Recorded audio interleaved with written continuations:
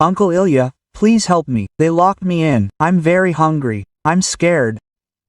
The thin, trembling voice on the other end of the line sounded as if it wasn't a child calling, but a shadow caught between life and a nightmare.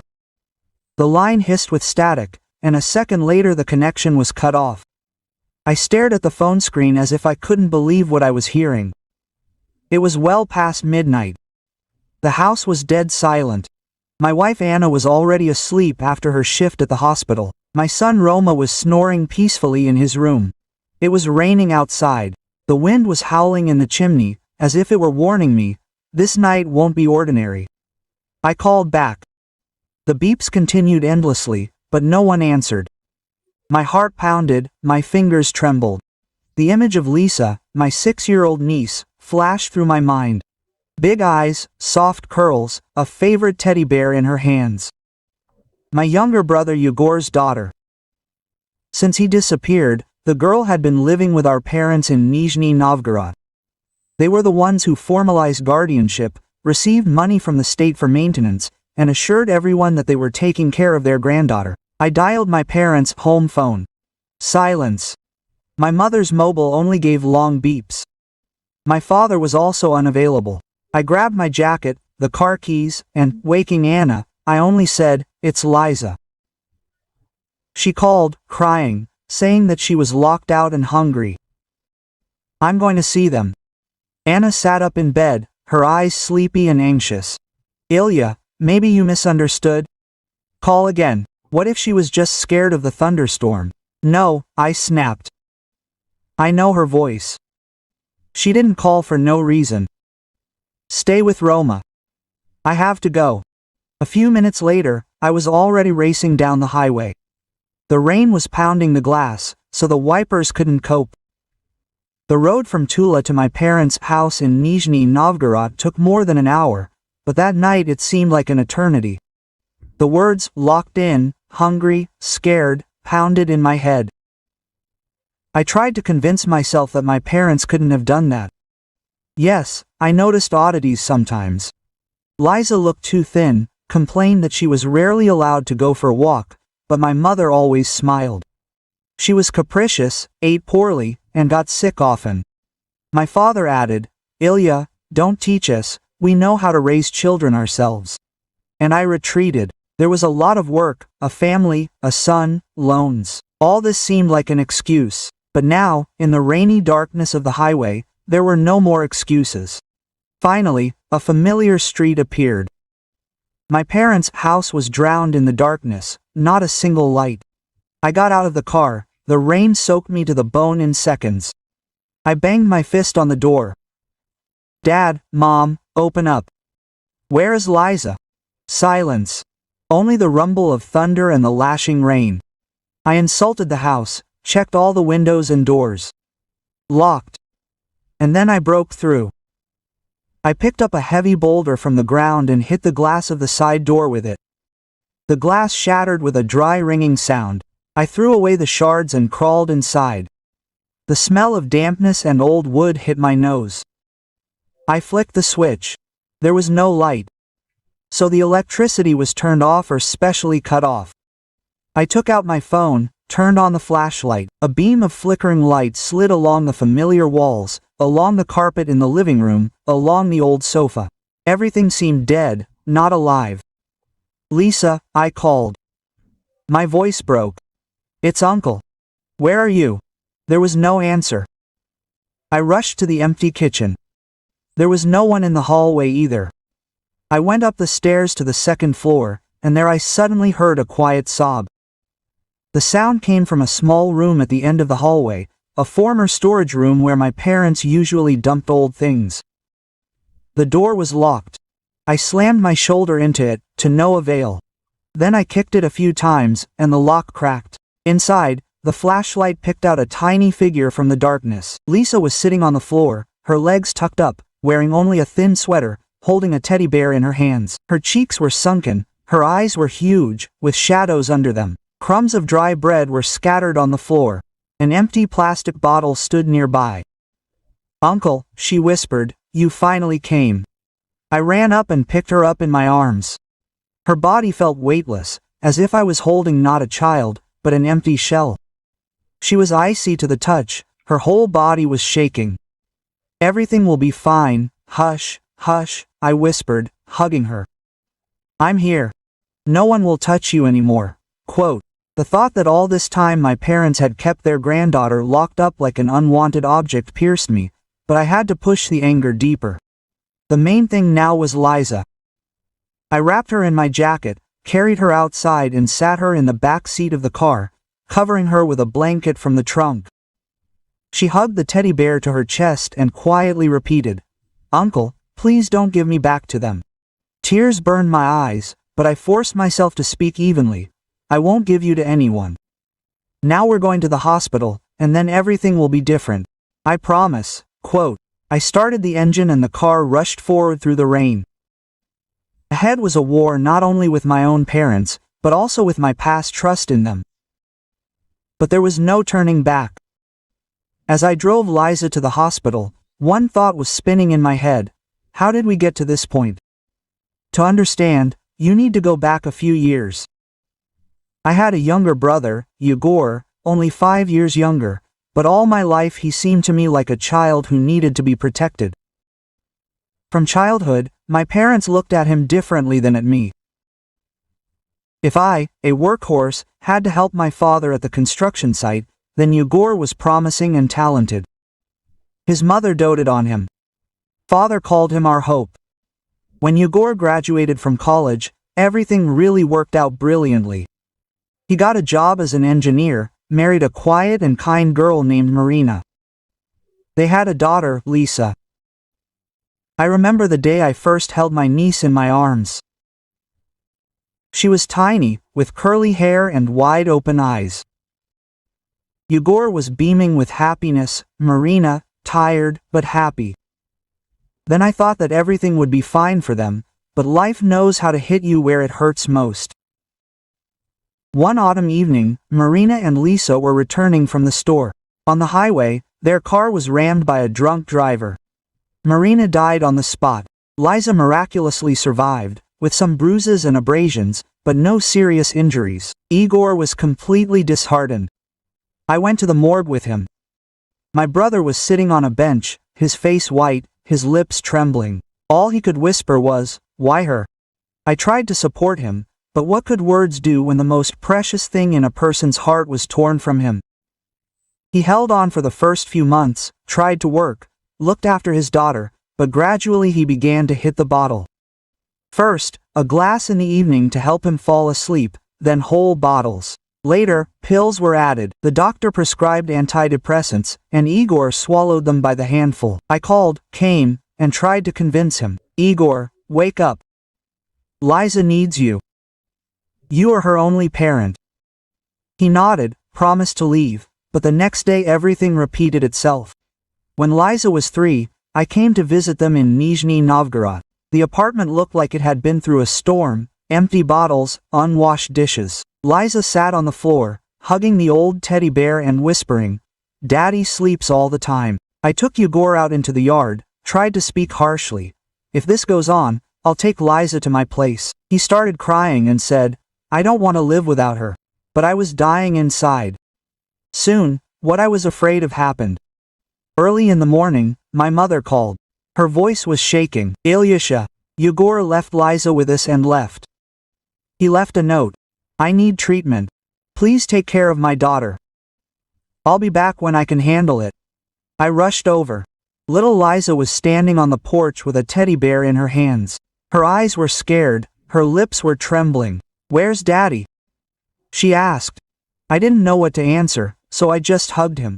Then my parents assured me, "We'll arrange guardianship, we'll take care of her. You're busy yourself, after all. Work, family, loans. But we have time, and the state is helping. They'll pay us benefits. Everything will be as it should be." And I believed, helped with the documents, even ran with them to the authorities. The parents quickly received the status of guardians. Every month money came into the account. According to the mother, there was enough for food and clothes. I even felt relieved then. I thought that Liza would have a stable home, even without a father. At first, everything seemed normal. I visited my parents, saw Liza playing in the yard, how her mother baked pies and assured me that her granddaughter was happy. I believed. Son Roma also became friends with Cousina. They ran around the garden, laughed, but over time I began to notice oddities. Liza was losing weight, her face was becoming pale. She was increasingly silent, sitting with a teddy bear in the corner. I asked, "Mom, does she look bad?" "She eats normally." Mother waved me off, "But she is capricious. She doesn't eat soup or meat. She makes everything up." Father added, "She has a weak stomach. But we can handle it." I tried to offer. "Let her live with us for a week or two, have some fun, play with Roma." But my parents abruptly refused. "No, she can't change the environment.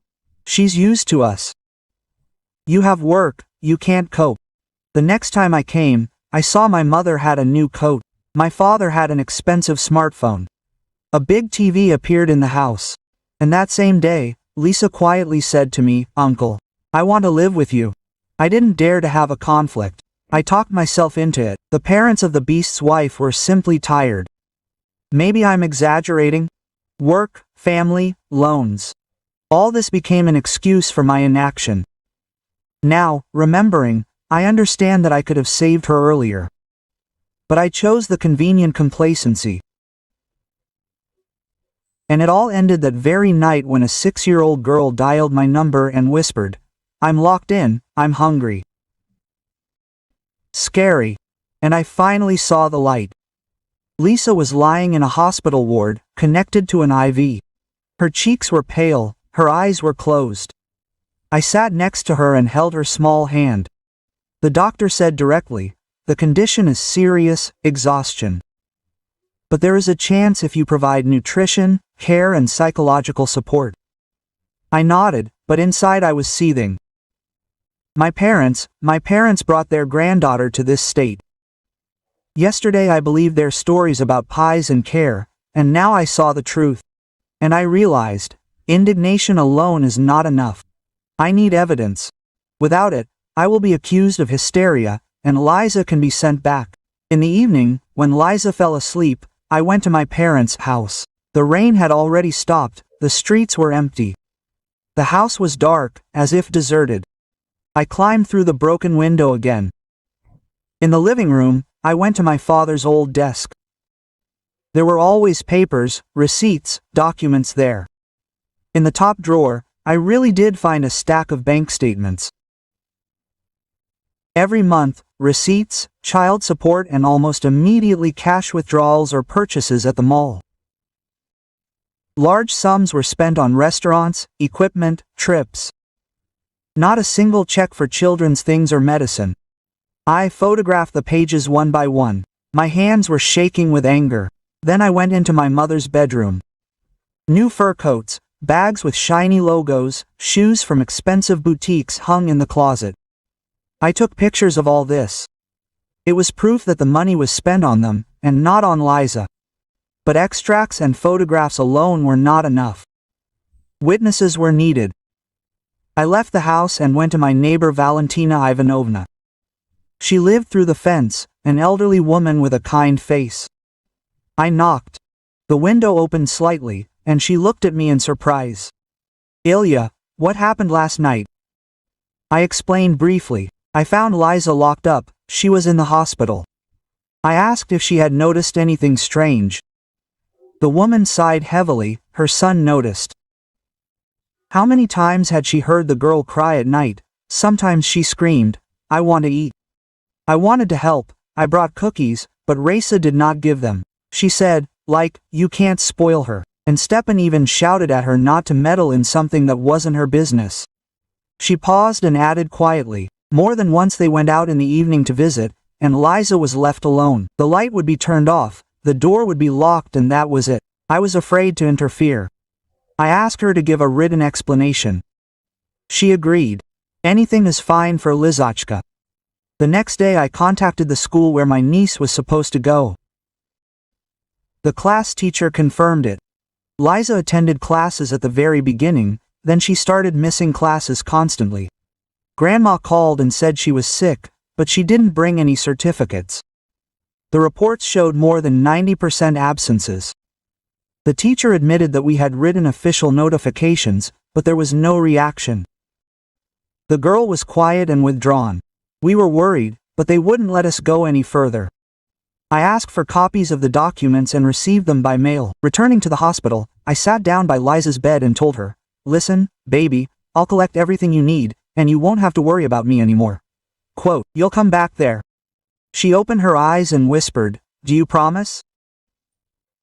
I swear, I knew I couldn't handle this alone. I need a lawyer to help. My wife gave me the contact information of a friend of hers, a family lawyer.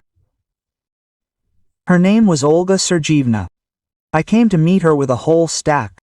Photos of extracts, pictures of things, a recording of a neighbor's story, documents from school, a doctor's medical report. The lawyer studied everything carefully, her face becoming more and more serious. Quote, "This is a classic case of improper guardianship," she said. "There is embezzlement, abandonment of the child, and actual starvation. With this set of evidence, we can demand that guardianship be transferred to you." Quote, I sighed heavily. "Just get ready," she added. "Your parents will resist. Not because of love for their granddaughter, but because of money and pride. Such cases always turn into family wars." Quote, I nodded.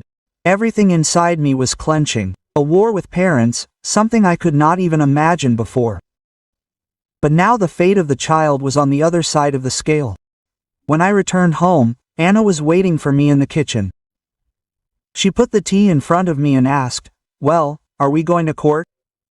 I said, "I have evidence." Anna hugged me and whispered, "You are doing the right thing. Liza must live with us." Quote, at that moment, for the first time, I felt that we were truly a family. Not just me and my son, but also this skinny girl, now lying in a hospital ward.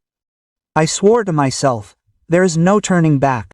The court hearing was scheduled for a month later. Those weeks dragged on like an eternity. I went to the hospital to see Liza every day, then home, to work, to see a lawyer. Life turned into a cycle of worries and expectations. Liza was gradually coming back to life.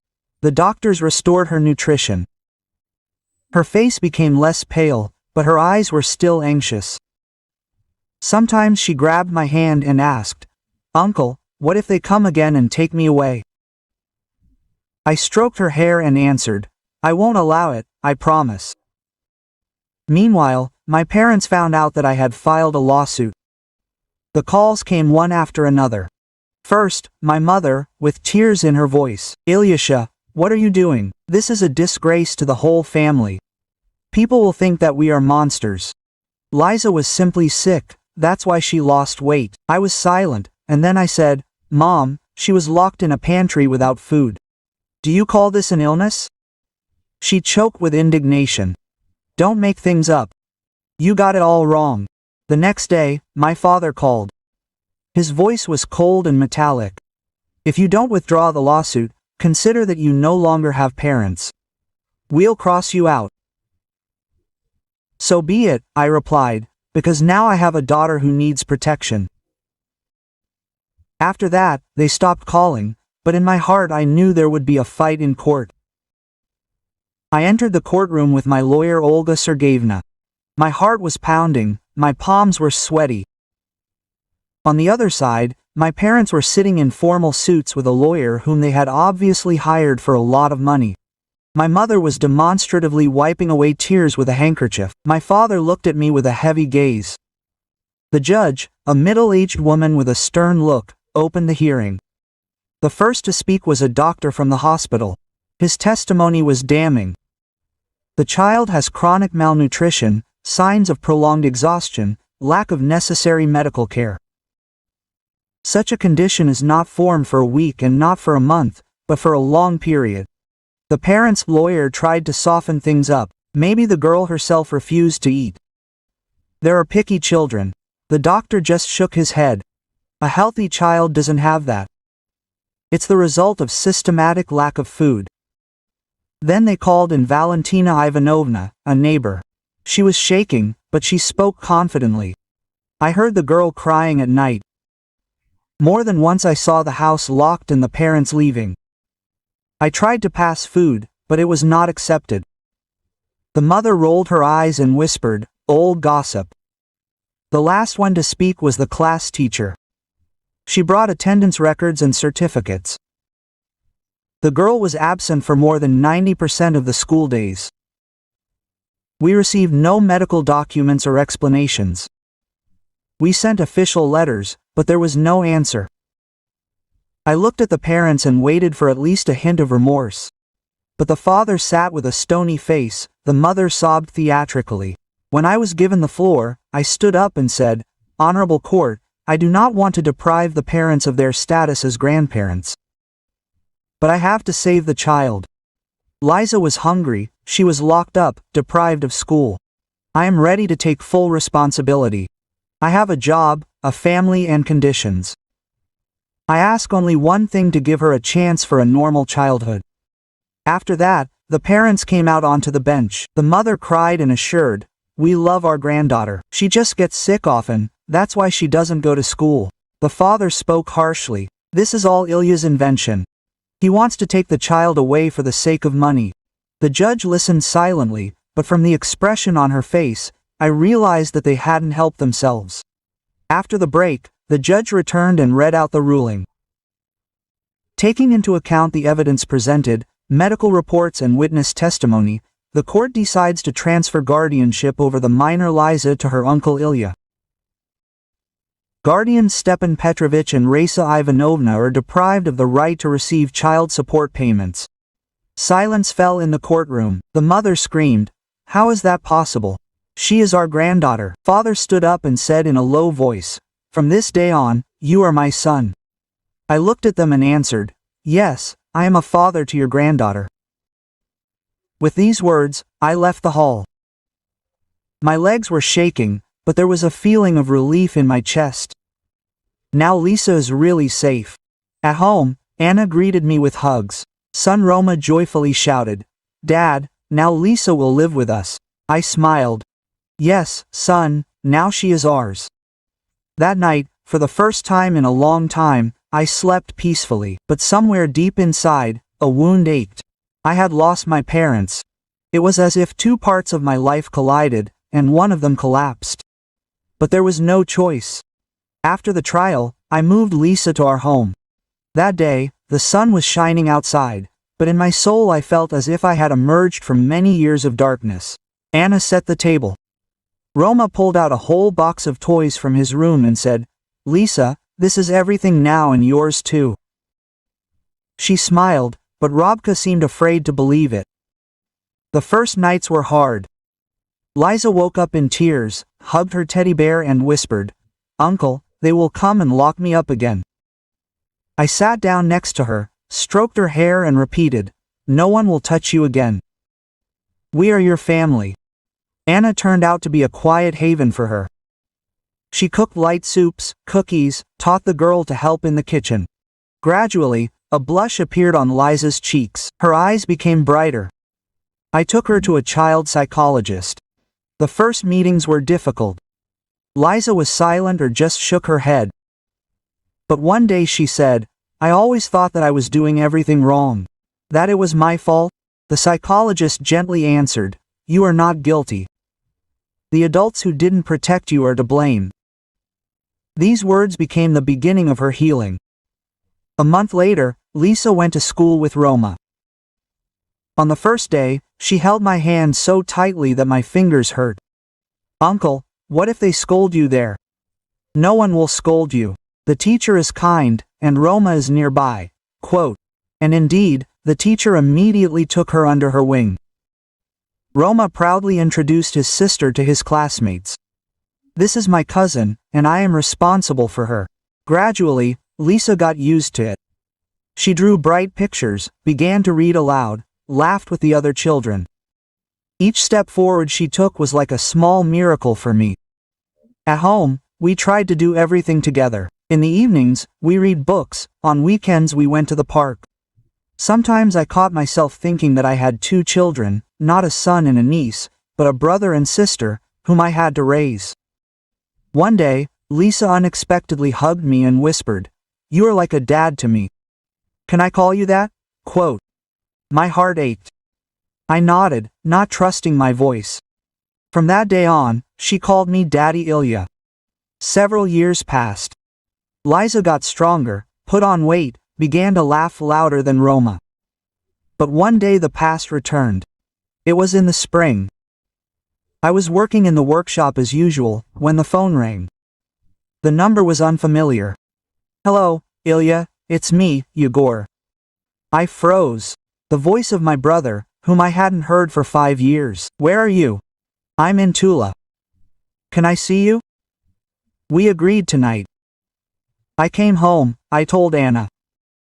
She gasped. Lord, he made up his mind. Liza stood in the doorway, her eyes widened. My dad, he came back. An hour later, the doorbell rang.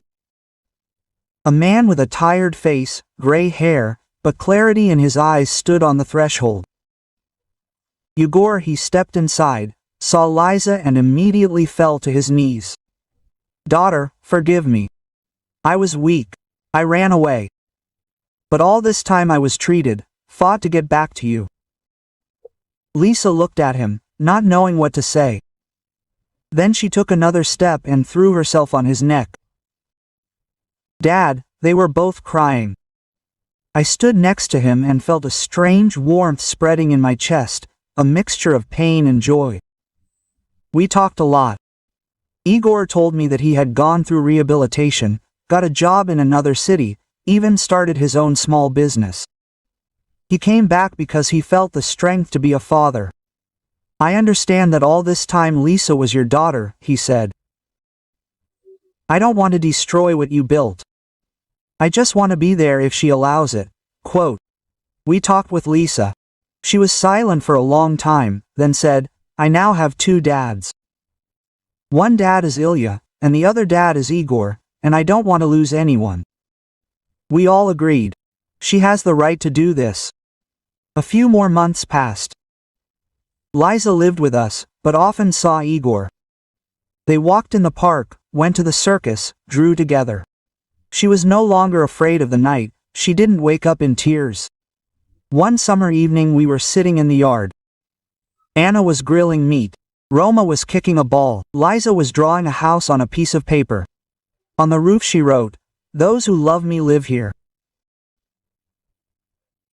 I looked at this drawing and understood that it was worth going through the court, through the break with my parents, through the pain, because a real family is not those who receive benefits and pretend, but those who are ready to protect, feed, hug and love every day. I hugged Anna, looked at the children and quietly said, "Now everything will be fine with us," and for the